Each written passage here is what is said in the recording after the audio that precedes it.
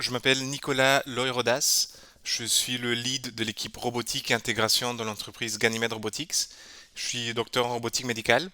Moi, j'ai rejoint Ganymede Robotics au tout début, en 2018. Au tout début, on était trois personnes avec la cofondatrice Sophie Cahen. Et aujourd'hui, on est 25. L'entreprise a pas mal grandi. On a un prototype. On est pas loin d'un produit. Donc, on est assez fiers de ce parcours. Je voulais pas faire une thèse au début.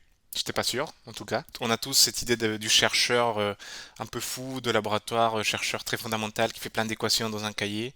Donc, voilà, moi, c'était pas ce que je voulais faire. Donc après un diplôme d'ingénieur en mécatronique et un master en vision par ordinateur, j'ai trouvé un stage de fin d'études dans un laboratoire de recherche à Strasbourg, un laboratoire qui travaille sur des problématiques de la robotique médicale, de l'intelligence artificielle, de la vision par ordinateur pour le bloc opératoire. On m'a proposé un job en tant qu'ingénieur de recherche. Donc j'étais content, j'ai travaillé sur des projets très appliqués de recherche, mais vraiment appliqués. On faisait des logiciels de réalité augmentée pour le bloc opératoire. Je travaillais avec des médecins, avec des radiologues, j'étais dans le bloc opératoire.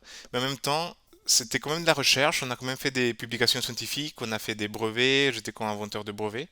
Donc je me suis dit, ah, on fait de la recherche, c'est pas que des équations en fait. On fait aussi des systèmes, des produits qui servent à quelque chose.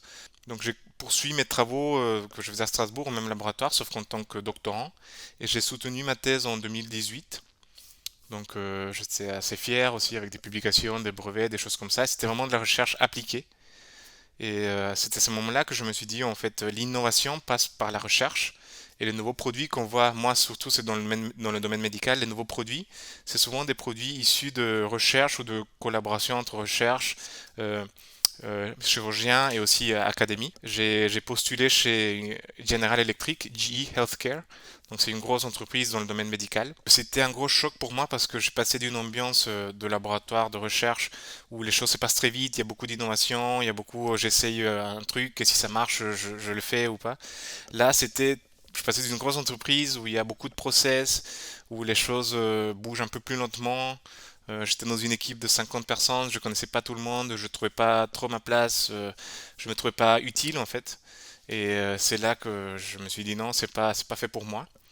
Pour un doctorant, la startup, c'est vraiment le bon endroit, un peu entre l'innovation de labo de recherche et les grosses entreprises où tout est déjà prêt et il y a plus, enfin, voilà, entre les deux, il y avait tout à faire, il y avait tout à construire, au début, on n'avait pas de robots, donc il fallait faire des brainstorming pour trouver les idées de robots, trouver les choses à faire. Donc, je recommande vivement, en fait, pour les jeunes doctorants, d'essayer le monde startup et l'entrepreneuriat. L'entrepreneuriat, la startup, il y a beaucoup de choses à faire.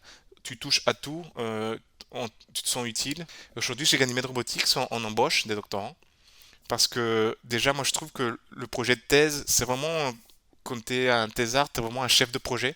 Et aussi parce que en recherche, on développe aussi un appétit d'innovation, d'aller chercher, aller lire des papiers, aller chercher des choses innovantes à faire, aller déposer des brevets, aller innover.